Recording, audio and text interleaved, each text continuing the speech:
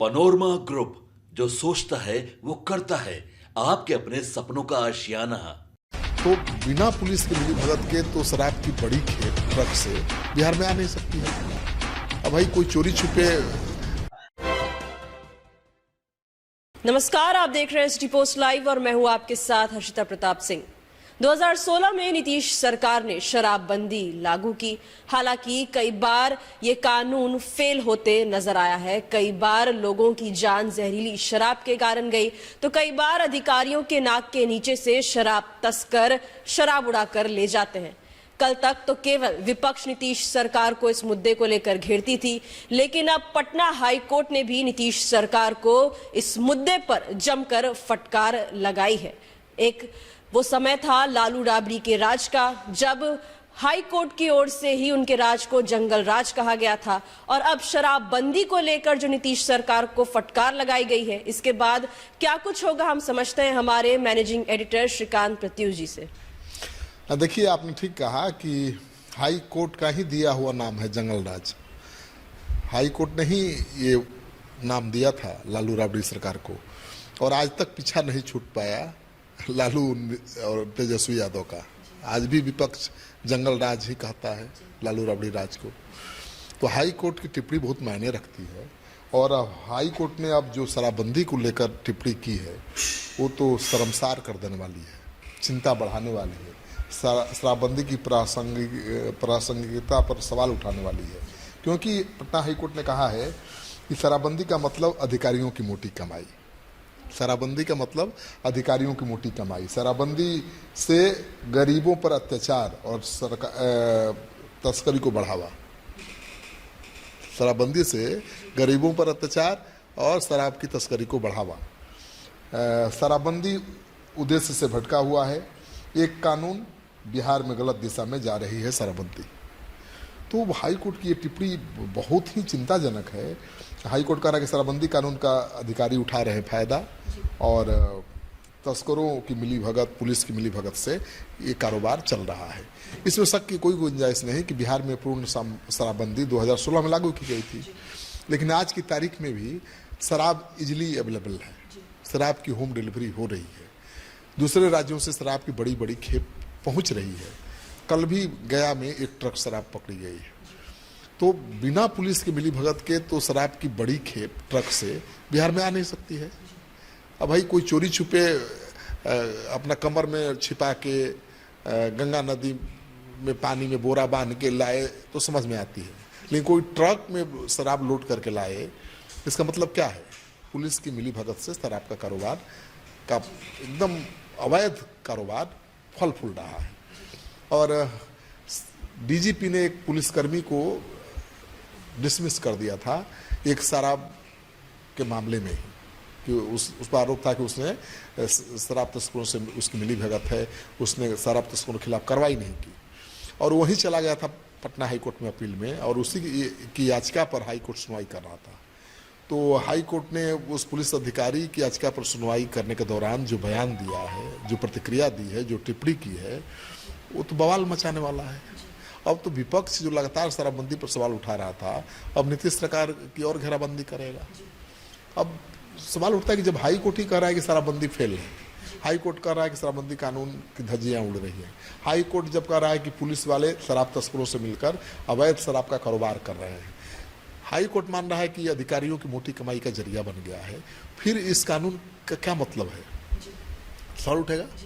तो जैसे कि हमने देखा है, विपक्ष तो सवाल उठाते ही है, लेकिन नीतीश सरकार में भी जो लोग हैं, जैसे कि बात करें हम जीतन राम मांझी की, वो भी कहते आए हैं कि खत्म हो जाना चाहिए इस कानून को। तो और अब पटना हाई कोर्ट ने जो फटकार लगाई है, क्या इसके बाद कुछ संशोधन आएंगे नीतीश सरकार की ओर से? देखिए, ये तो मांग होती ही रही है कि शराबबंदी कानून की समीक्षा होनी चाहिए। प्रशांत किशोर तो कह चुके हैं कि हमारी सरकार आएगी तो पहला काम यही करेंगे कि शराबबंदी को ख़त्म करेंगे, और वो कारण बता रहे हैं कि शराबबंदी से कोई फ़ायदा बिहार को नहीं हो रहा है। शराब का व्यापार, अवैध कारोबार चल ही रहा है, बड़े बड़े नए माफिया पैदा हो रहे हैं, और सरकार को करोड़ों रुपए का राजस्व का नुकसान हो रहा है। तो उन्होंने कहा, तो उन पर हमलावर हुआ, दूसरे दल हमलावर हुए कि भाई कैसा नेता है जो शराबबंदी को ख़त्म करने की बात कर रहा है। देखिए, शराबबंदी फेल है तब बात हो रही है, शराबबंदी पर सवाल उठ रहा है। तो मुझे लगता है कि नीतीश सरकार को इस कानून की समीक्षा करनी चाहिए, शराबबंदी खत्म कर देना चाहिए। मैं इसके पक्ष में नहीं हूँ, लेकिन समीक्षा तो होनी ही चाहिए कि कितना सफलता के साथ ये लागू हो पाया है, असफलता का क्या कारण है, और समीक्षा के बाद कोई संशोधन भी होना चाहिए। देखिए, शराबबंदी तो देश में कहीं, पूर्णतः शराबबंदी देश में कहीं भी सफल नहीं हो पाया है। गांधी जी ने भी कहा था कि अगर मुझे 1 घंटे के लिए हिटलर बनने का मौका मिले तो मैं शराबबंदी लागू कर दूंगा। तो गांधी जी भी शराबबंदी चाहते थे, और ऐसा लिखना कि मैं 1 घंटे के लिए हिटलर बनने का मौका मिले तो शराबबंदी लागू कर दूंगा। तो नीतीश कुमार की शराबबंदी को तो आप गलत नहीं ठहरा सकते, लेकिन कानून तो बनते हैं भाई, बड़े बड़े नए नए कानून बनते हैं अपराध पर लगाम लगाने के लिए, लेकिन क्या अपराध रुक जाता है? भ्रष्टाचार पर लगाम के लिए बड़े बड़े कानून बनते हैं, क्या भ्रष्टाचार खत्म हो जाता है? नहीं होता, क्योंकि उस कानून को अमली जामा पहनाने की जिम्मेवारी ईमानदार हाथों में नहीं होती है। अब कानून बना दिया आपने भ्रष्टाचार को रोकने के लिए, कानून बना दिया, शराबबंदी लागू कर दिया, अब उस कानून को पालन कराने की जिम्मेवारी ईमानदार हाथों में होना चाहिए। नहीं होगा तो फेल होगा कानून, कोई फायदा नहीं होगा, वही हो रहा है। तो अगर शराबबंदी फेल है, शराबबंदी के बावजूद शराब बिहार में मिल रही है, इसका मतलब कि शराबबंदी को लागू करने की जिम्मेवारी ईमानदार हाथों में नहीं है। तो समीक्षा तो करनी पड़ेगी कि भाई वो कौन से हाथ हैं जिसमें जिम्मेवारी दी गई है और शराबबंदी का अवैध कारोबार फल फूल रहा है। तस्करी को लेकर यह आरोप लगाया जाता है कि जो अधिकारी होते हैं वो उनकी भी मिली भगत होती है, और ये अक्सर देखा गया है। विपक्ष ने ये कहा है कि जो युवा हैं उन्हें इसमें धकेला जा रहा है लगातार, जो कि गलत भी नहीं है। युवाओं से तस्करी कराई जा रही है और लगातार पिछले 8 सालों में फेल होता नजर आया है। कुछ दिनों पहले सिवान में भी जहरीली शराब कांड हुई। तो क्यों नहीं ऐसे कानून को हटा देना जो हर रोज फेल हो रहा है? नहीं, अब हत्या को रोकने के लिए कानून बना है, भ्रष्टाचार को रोकने के लिए भी कानून बने हैं, लेकिन न तो हत्या रुकी और न भ्रष्टाचार रुका। तो उस कानून को ही खत्म कर देंगे ऐसा तो होगा नहीं। हाँ, कानून क्यों लागू नहीं हो रहा है उसकी समीक्षा होनी चाहिए और उसको सही ढंग से लागू करने की नीति बननी चाहिए। अगर शराबबंदी कानून में संशोधन होता है, जैसे गुजरात में भी शराबबंदी है, लेकिन वहाँ भी एक कोटा के तहत सबको शराब मिलती है। तो अगर वैसा हो जाए कि कोई निश्चित जगहों पर शुद्ध सही शराब मिले, कोटा के तहत मिले, तो अवैध कारोबार जो शराब का फैल रहा है वो नहीं फैलेगा, और राज्य को जो नुकसान हो रहा है शराबबंदी से राजस्व का, वो भी नुकसान नहीं होगा। तो एक बीच का फैसला तो लेना पड़ेगा। अगर पूरी तरह से पूर्ण शराबबंदी सफल नहीं है तो बीच का रास्ता निकालना पड़ेगा। अब देखिए नीतीश कुमार क्या करेंगे, क्योंकि उनका फ्लैगशिप योजना है, उनका ड्रीम प्रोजेक्ट है शराबबंदी, तो इतना आसानी से तो झुकेंगे नहीं।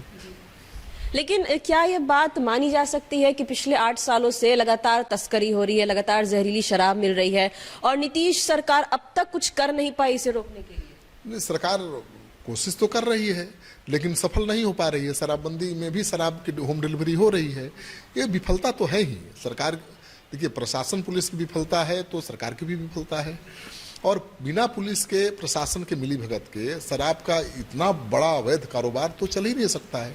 हाई कोर्ट ने तो इसीलिए कहा है कि शराबबंदी का मतलब अधिकारियों की मोटी कमाई, शराबबंदी का मतलब पुलिस और तस्करों की मिलीभगत से अवैध शराब की तस्करी या कारोबार को बढ़ावा देना। तो जब हाई कोर्ट ये महसूस कर रहा है, ऐसी टिप्पणी कर रहा है, और विपक्ष मांग तो करता ही रहे, जीतन राम मांझी भी शराबबंदी को लेकर सवाल उठाते रहे हैं, प्रशांत किशोर उठाते रहे हैं, और शराबबंदी के पक्ष में बिहार का कोई राजनीतिक दल नहीं है। यहाँ तक कि जेडीयू के भी अधिकांश नेता नहीं है, ये जान लीजिए। भले खुलकर किसी की हिम्मत नहीं है कि आकर विरोध करे, क्योंकि नीतीश कुमार का फैसला है, लेकिन उसके पक्ष में तो कोई नहीं है। लेकिन अब नीतीश कुमार का फैसला है तो नीतीश कुमार ही बदलेंगे, दूसरा तो बदल नहीं सकता है जब तक मुख्यमंत्री हैं। तो मुझे लगता है कि हाईकोर्ट की जो टिप्पणी आई है उसका असर तो पड़ेगा, दूरगामी असर पड़ेगा, और आने वाली सरकार कोई बड़ा फैसला ले सकती है शराबबंदी को लेकर। चलिए, नीतीश कुमार के फैसले को कोई इतनी आसानी से बदल तो नहीं सकता है, लेकिन ये देखा गया है पिछले 8 सालों में कई बार शराबबंदी कानून फेल हुआ है, और अब पटना हाई कोर्ट से जो फटकार लगी है सरकार को, प्रशासन को, इसके बाद क्या बड़े कदम उठाए जाते हैं, क्या समीक्षा की जाती है, ये देखने वाली बात होगी। फिलहाल इस खबर में इतना ही। आप आगे की खबरों के लिए देखते रहिए सिटी पोस्ट लाइव। धन्यवाद।